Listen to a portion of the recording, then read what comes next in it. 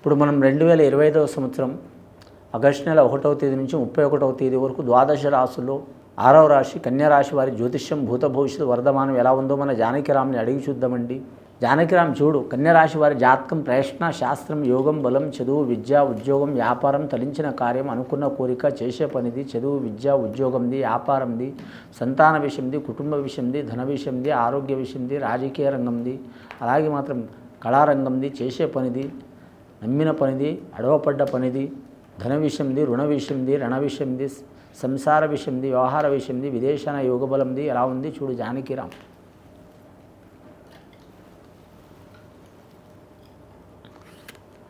ముఖ్యంగా ఈ రాశివారి జాతకంలో చూడాలంటే శివపార్వతులు వచ్చినండి, శివుడు పార్వతి వచ్చిండ్రు. అలాగే వీరి జాతక బలానికి చూడాలంటే మాత్రం సీతారామచంద్రుడు వచ్చిండి, అలాగే మాత్రం లక్ష్మణుడు వచ్చిండు, ఆంజనేయ స్వామి వచ్చిండు. వీరి జాతక బలానికి లక్ష్మీ నరసింహ స్వామి వచ్చిండు వీరి జాతక బలానికి. అలాగే మాత్రం ఆంజనేయ స్వామి వచ్చిండండి, యోగము నిద్రల ధ్యానాంజనేయ స్వామి. ముఖ్యంగా ఈ కన్యా రాశి వారి జాతకంలో చూడాలంటే మాత్రం ఆదాయం ఖర్చు చూడాలంటే మాత్రం ఆదాయం ఎక్కువ, ఆదాయం చాలా వరకు కలిసి వచ్చే అవకాశం ఉందండి. ఖర్చు కూడా అధికమయ్యే అవకాశం ఉందండి. సరి సమాన యోగ బలం ఉంటుంది. ధనం మాత్రం విపరీతంగా కలిసి వస్తుంది, అలాగే విపరీతంగా కూడా ఖర్చు అయ్యే అవకాశం ఉందండి. గృహ విషయంలో మాత్రం 1కి 4 సార్లు ఏ పని చేసినా మాత్రం ఆలోచించి చేయాలండి. కన్యా రాశి వారి జాతకంలో మాత్రం నమ్మిన వారు మోసం చేసే అవకాశం ఉందండి. అన్నదమ్ములతో విరోధాభావాలు తప్పవండి రాశి వారికి. కానీ మాత్రం తనొకటి తలిస్తే దైవం ఒకటి తలిచినట్టు అయ్యే అవకాశం ఉందండి. ముఖ్యంగా ఈ రాశి వారికి రాజకీయ నాయకులకు మాత్రం చాలా వరకు అద్భుతమైన యోగం ఉంటుందండి. కానీ మాత్రం వారు రాజకీయ రంగంలో అయితే తిరుగు ఉండదు. వారి జాతకంలో గ్రామ స్థాయి కావచ్చు, జిల్లా స్థాయి కావచ్చు, మండల స్థాయి కావచ్చు, అలాగే వీరి జాతకం మాత్రం చూడాలంటే మాత్రం నియోజకవర్గం కావచ్చు, అలాగే వీరి జ్యోతిష బలంలో చూడాలంటే వారు ఏ పార్టీ వారు సంబంధించిన వారైనా అధికార పక్షం వారు కావచ్చు, ప్రతిపక్షం వారు కావచ్చు, లేదా మాత్రం స్వతంత్రులు కావచ్చు, కలిసి వచ్చే అవకాశం ఉంది. కన్యా రాశి వారికి రాజకీయ రంగంలో మాత్రం తప్పకుండా కలిసి వస్తుందండి. లక్ష్మీనరసింహ స్వామిని పూజ చేయటం, అలాగే మాత్రం సీతారామచంద్రుని దర్శనం చేయటం, అలాగే శివపార్వతుల కళ్యాణం చేపించడం చాలా వరకు మంచిదండి.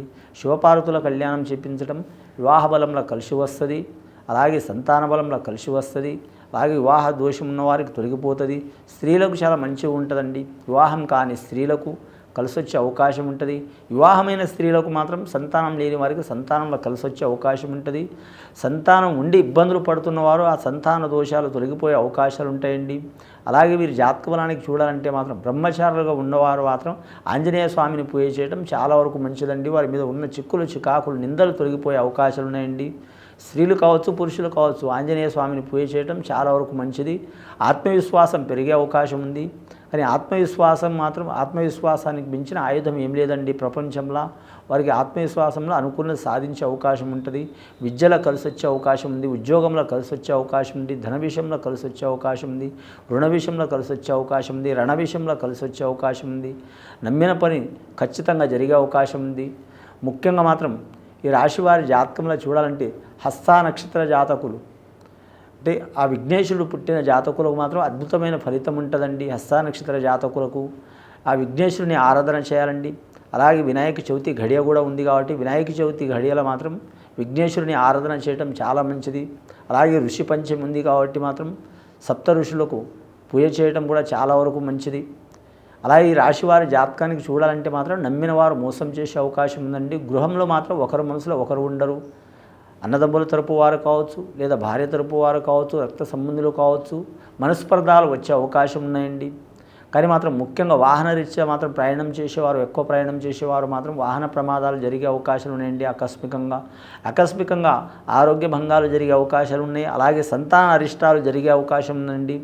సంతాన అరిష్టాలు, ఆరోగ్య భంగాలు, మానసిక చిక్కులు తప్పకుండా వచ్చే అవకాశాలు ఉన్నాయండి.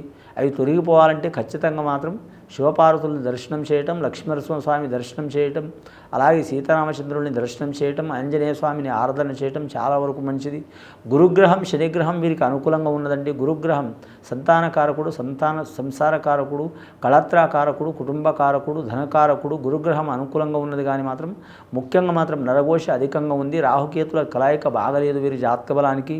రాహుకేతుల కలయిక లేనందువలన వీరు ఎన్ని పూజలు చేసినా, ఎన్ని మంచి పనులు చేసినా వీరి మీద నష్టాలు చిక్కులు తప్పకుండా వస్తాయండి. కాబట్టి జాగ్రత్తగా ఉండాలి. ముఖ్యంగా మాత్రం నిరుద్యోగులు శుభవార్త వినే అవకాశం ఉంది. గురుబలం ఉంది కాబట్టి విద్యార్థులకు విద్య విషయంలో కలిసి వచ్చే అవకాశం ఉంటుంది. వివాహం కాని వారికి శుభకార్యాలు కలిసి వచ్చే అవకాశాలు ఉంటాయి. కుటుంబ స్థానంలో మాత్రం విరోధాలు ఉన్నవారు మాత్రం రాజీ చేసుకోవడం మంచిది. రాజీ చేసుకోకపోతే మాత్రం వారు చాలా వరకు మాత్రం ఇబ్బందులు పడే అవకాశం ఉన్నది. కానీ గోటితో పోయేది మాత్రం గొడ్డల దాకా వచ్చే అవకాశం ఉంది. కన్య రాశి వారికి, ముఖ్యంగా ఉత్తరా నక్షత్రం వారికి మాత్రం చాలా వరకు ఇబ్బందులు పడే అవకాశం ఉంది. వారు ధన విషయం కావచ్చు, రణ విషయం కావచ్చు, రుణ విషయం కావచ్చు, ఉద్యోగ విషయం కావచ్చు, లేదా మాత్రం వారు నడిపించే వ్యవహారం కావచ్చు, శుభకార్యాలు కావచ్చు, లేదా అన్నదమ్ములతో కావచ్చు, కుటుంబ సభ్యులతో కావచ్చు, లేదా రాజకీయ రంగంలో కావచ్చు, ఏ రంగంలో ఉన్న వారికి ఉత్తర నక్షత్రం వారికి మాత్రం చాలా ఇబ్బందులు పడే అవకాశం అయ్యే అవకాశం ఉందండి. కానీ నన్ను మించిన వారు ఎవరు లేరని అహంభావంతో నడిచేవారు మాత్రం అధాపాతాళానికి కలిగే అవకాశం ఉందండి. చాలా జాగ్రత్త పాటించాలి. ఈ నక్షత్రం వారు ఉత్తరా నక్షత్రం వారు, ఉత్తర నక్షత్రం వారు మాత్రం చాలా జాగ్రత్తగా ఉంటే మంచిది. కానీ అహంభావంతో మనకి ఏం కాదులే అనుకుని నడిచేవారికి మాత్రం ఇబ్బందులు పడక తప్పదండి. అది ఈ నెల మాత్రమే కాదండి, సంవత్సరం కూడా అయ్యే అవకాశం ఉన్నది. వినాయక చవితి ఘడియకు మాత్రం హస్త నక్షత్రం వారు కావచ్చు, ఉత్తరా నక్షత్రం వారు కావచ్చు, లేదా మాత్రం కన్య లగ్నంలో పుట్టిన వారు కావచ్చు, కన్య రాశి వారు కావచ్చు, విఘ్నేశ్వరుడికి 21 పూలతో పుష్పాలతో పూజ చేయడం చాలా వరకు మంచిది. ముఖ్యంగా ఈ కన్యరాశి వారి జాతకంలో చూడాలంటే మాత్రం కళాకారులకు కలిసి వచ్చే అవకాశం ఉందండి. వ్యాపారస్తులకు మాత్రం తిరిగి ఉండదు. వారు ఏ వ్యాపారం చేసినా, ధన వ్యాపారం కావచ్చు, ధాన్య వ్యాపారం కావచ్చు, వడ్డీ వ్యాపారం కావచ్చు, వాహనం వ్యాపారం కావచ్చు, రియల్ ఎస్టేట్ రంగం వ్యాపారం కావచ్చు, అలాగే ముఖ్యంగా వీరి జాతక బలానికి చూడాలంటే తైల వ్యాపారం కావచ్చు, వ్యవసాయ రంగం కావచ్చు, అలాగే మాత్రం ఆరోగ్య విషయంలో ఇబ్బందులు ఉన్న వారికి తొలగిపోతాయండి. కానీ గవర్నమెంట్ ఉద్యోగస్తుల్లో మాత్రం రెవెన్యూ రంగం వారికి కలిసి వస్తుంది, వైద్య రంగంలో ఉన్న వారికి కలిసి వస్తుంది. అలాగే మాత్రం వీరి జాతక బలానికి చూడాలంటే ఐఏఎస్ ఐపీఎస్ రంగం ఉన్నవారికి కలిసి వచ్చే అవకాశం ఉన్నది.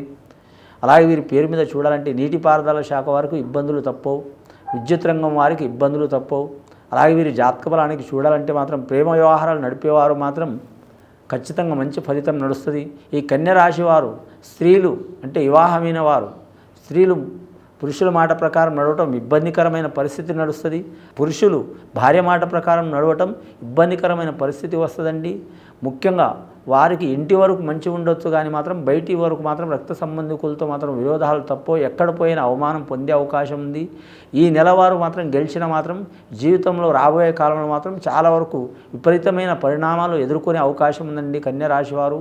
ఈ హెచ్చరిక వారు ఖచ్చితంగా మాత్రం జీవితాంతం గుర్తుపెట్టుకోవాలండి, లేకుంటే చాలా ఇబ్బందులు పడే అవకాశం ఉంది.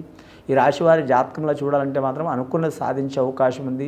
ఖచ్చితంగా లక్ష్మీనరసింహస్వామి సందర్శనం చేయటం కానీ, శివపార్వతులు సందర్శనం చేయటం కానీ, సీతారామచంద్రులు సందర్శనం చేయటం కానీ, ఆంజనేయ స్వామిని పూజ చేయటం కానీ చాలా వరకు మంచిది. ఇది విని చూసి ఆచరించే వారికి మంచి ఫలితాలు కలుగుతాయండి. శుభం భూయత్.